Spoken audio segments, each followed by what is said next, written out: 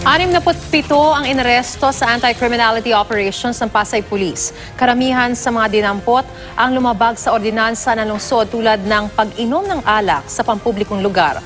Ang mainit na balita hatid ni Von Aquino.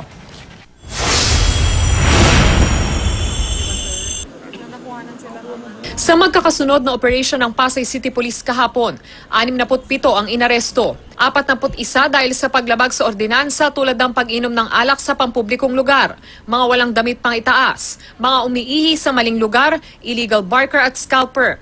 15 naman ang inaresto dahil sa paglabag sa Comprehensive Dangerous Drugs Act.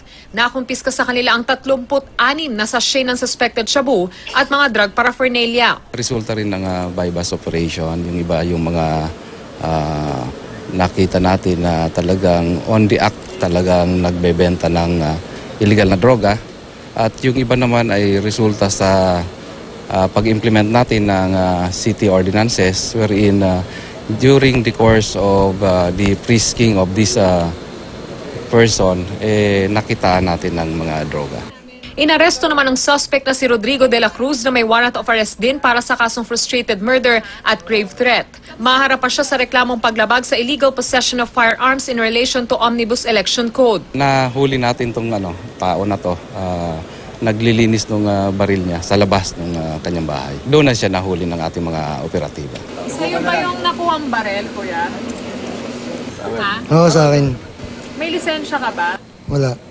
Isang senior citizen naman na kinilalang si Eduardo Pusong ang inaresto matapos umanong gawa ng kahalayan ng isang 5 taong gulang na bata.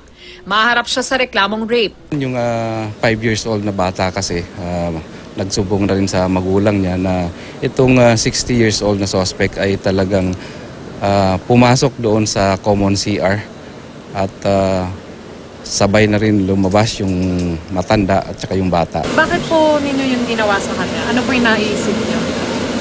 Hindi pa alam eh. May sinapang eh. Ang iba pang inaresto, naharap sa iba pang reklamo. Ayon sa Pasay City Police, mas paigtingin pa raw nila ang ganitong operasyon, lalo na ngayong election season. Von Aquino, GMA News.